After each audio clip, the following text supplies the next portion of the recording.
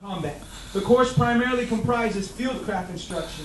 Students plan and execute daily patrolling, perform reconnaissance, ambushes, and raids against dispersed targets, followed by stealthy movements to a new patrol base to plan the next mission. Ranger students conduct about 20 hours of training per day, while consuming only 2 or fewer meals, totaling only 2,200 calories a day, with an average of only 3.5 hours of sleep a day.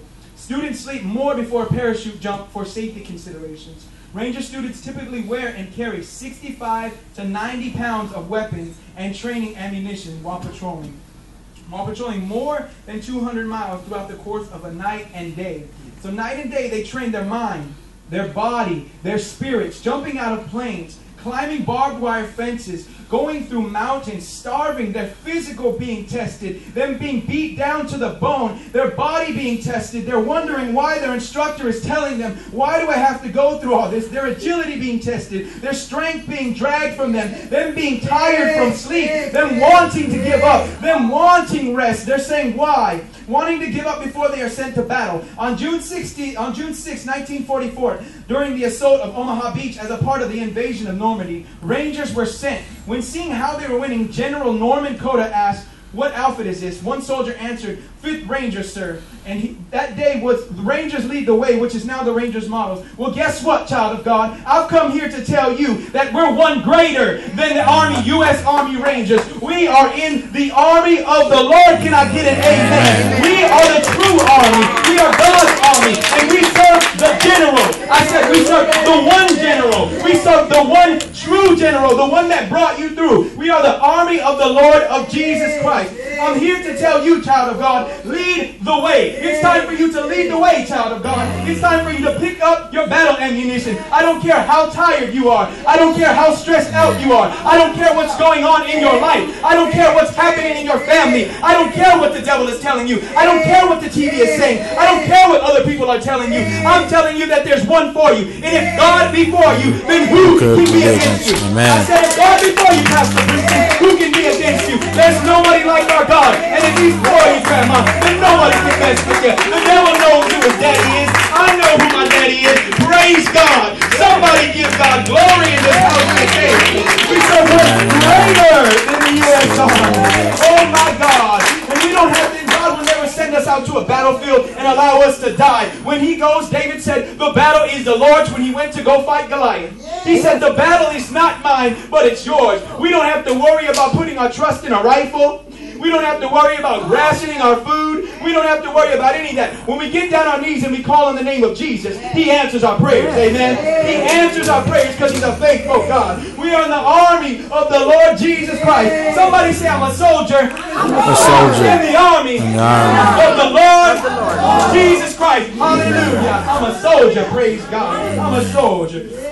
I'm here to tell you today, lead the way. Some of us have been depressed. Some of us have been beat up. Oh, it ain't just me. Come on now. We get to those places, Pastor Brinson. Woo! I'm telling you. It feels like the weight of the world, but God will never put more than you on you can handle. Some of us have been beat up. Some of us have been depressed. So I'm here to declare, you know what, Brother Evan spoke about it last time I was here. Well, guess what? We done kicked that devil out. We done served him the eviction notice. Now it's time for us to figure out, why are we going through this? Because there's a process. Somebody say process. Process. There's a process, my God. There is a process that you have to go to. We are the army, so there is a process. Amen. Some of us have been beat up, depressed, and sad lately. Things have been taken away from you. Your family's been going crazy. Your children are not serving God. It's a process. Somebody say it's a process. It's a process. It's a process. Just because your children are not in church today doesn't mean that they won't be back in church tomorrow. Just because your family is not in church today doesn't mean that they won't be back in church tomorrow. I don't care what your children are doing right now. My mom watched me be brought from a mighty long way. And God is no respecter of persons. If he did it for me, he'll do it for you. Praise God. Amen. We serve the same exact God. Woo! It feels good in the house of God today. Somebody just go ahead and give him love and praise. Somebody give him love and praise. Woo! Praise God. And your children are going crazy. It's a process. You know they never send a ranger in the battle before he's trained. They never send a ranger in the battle battle before he's trained. Because all of them aren't going to be able to withstand the physiological, the psychological, and the agility strains and the strength trains. Not all of them are built for that.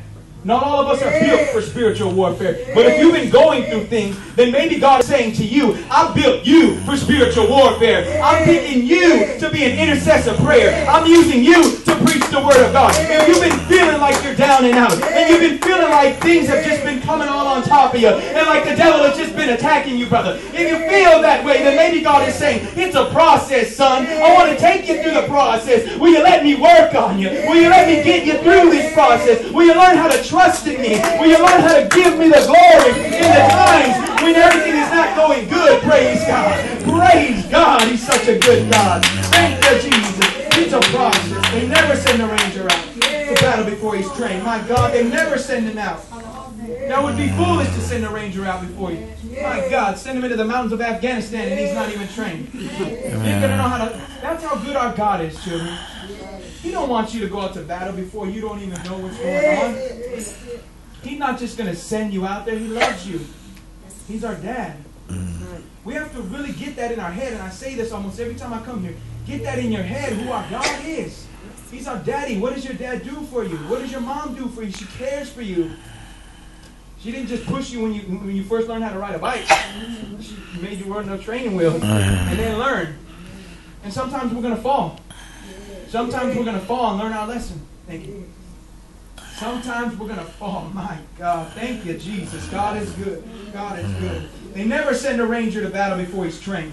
You know why? Because there's a process. Somebody say process. Process. Somebody say process. Process. Thank you, Jesus, for the process. Thank you, Jesus, for the process. It's a process so they can be equipped for battle. That's why there's so much training before they get sent out. But in that training process, they become the best. Well, guess what? God is preparing you, children of God. God is preparing you to be the best. So rejoice, because you've been given the real power. You've been given the real authority. It doesn't matter how many soldiers that they can go. Gideon only needed 300, and God used him to take down 30,000. Gideon didn't need a whole bunch, because God is good like that. Because God has your back today. God has your back today. God has your back today. My God, God has our back. Can we get happy about that? Can we rejoice about God having our back? My God, thank you, Lord, for having our back. Somebody better is in this house today, and I want to let you know that. Somebody better. We've been given the real power. My God, Jesus said in the book of Mark chapter 16, verses 17 through 18, he said, and these signs, somebody say these signs. These signs shall follow them that believe. In my name shall they cast out devils. My God, there's a devil that's been messing with you today. It's time to cast him out. Jesus said, these signs shall follow them. It's time to cast that devil of depression out. Brother Luis, it's time to cast that devil of depression out, telling you that you ain't going to be a man of God. My God, when the Lord speaks a word over your life, I feel I feel the gift of prophecy on me today. When the Lord speaks a word over your life, Brother Luis, you better hold on to that word, because there's a process that comes. You ain't seen trouble until you've had the anointing, my brother. You ain't seen any kind of trouble until the anointing has come over you. So sit back and hold on and know that the battle is the Lord's. Know that the battle is the Lord. My God, somebody better rejoice that the battle is the Lord's today. It ain't mine. I'm not strong enough to do it. And these signs shall follow them that believe in my name. In my name they shall cast out devils. They shall speak with new tongues. Aren't you grateful that we have the tongue-talking experience today here? Aren't you grateful that we can speak in another language and God hears our prayers? Aren't you glad that the Holy Spirit takes what we have inside of us up to God? Then we can't manipulate it. We can't take it and use it for what we want to do with it. But it goes up to God and God hears it. The devil can't hear what you're praying for because it's between you and God. Aren't you grateful for that? My God. I don't know about you, but sometimes when I pray and I say, God, this is going on in my life, and this is going on. And after you get done expressing that to God, and you speak in tongues for an hour, guess what's going on there? There's a healing process going on there. So be grateful that God gave you that precious gift. There's many Christians out there today, children of God, that don't know anything about the Holy Spirit. They claim to be a Christian. They say you don't have to be baptized in the name of Jesus. They say you don't have to believe in one God. Well, I'm so grateful that I know who Jesus Christ is. I'm so grateful that I know who my God is today. I'm so grateful that I've been baptized in the name of Jesus, and I speak with the evidence of tongues. I'm grateful for that experience. We've been chosen. We're a peculiar people. A peculiar people today. A royal priesthood. the Most High God. Thank you, Jesus, for the power, God. Hallelujah. My God. And they shall take up serpents. Somebody take up serpents. Take up Somebody serpents. say take up serpents. Take up serpents. And if they drink any deadly thing, somebody say deadly thing. Deadly thing. It shall not hurt them. It shall not They hurt shall them. lay hands on the sick, and they shall recover. Somebody get happy about that today. It doesn't matter what kind of sickness that you go through. You may be depressed. You may be sick in your body. You may be upset. You may be angry. Your son or daughter may be addicted to drugs. They may be out there partying. But the Bible says we can lay hands on the sick, Pastor Brinson, and they will recover. My God, they will recover. It doesn't matter the sickness, because God created all things and He comes against all things. Thank you, Jesus. Woo! Sometimes that sickness is just to give God glory. Amen. Sometimes that sickness is just to bring glory to the Lord. You know what the Lord told me the other day? I was reading in the book of Acts about Stephen, and he was pleading his case to the council. They came and they snatched him up, and he was pleading his case to the council. And he started talking about Moses and how the children of Israel came out. And God spoke to me and He said, it wasn't for the children of Israel that came out. It wasn't for them to believe. It was 400 or 500 years later, for their generation, for them to look back and say, look at how powerful our God is. He brought them out. Look at how mighty our God is. We serve Jehovah Jireh. We know His name is Jesus Christ. Look at how powerful He is. And then He spoke to me and said, boy, he didn't say that. But he said, Joshua, he said, my son, I would like you to say that. I'm a jokester, and I got a joke around me too. But he said, my son, everything that you went through in your life, my mom is a living witness testimony to it. I remember coming home one night, hanging out with friends, and forgive me for saying this over the mic. I was so high on cocaine. I mean, I don't even know how I made it home. But I remember looking at my mom, and she looked into my eyes, and she started crying because my eyes were bloodshot red. Because my eyes were bloodshot red. And I'm thinking everything is normal. You know what I mean? Because the devil had me so bound.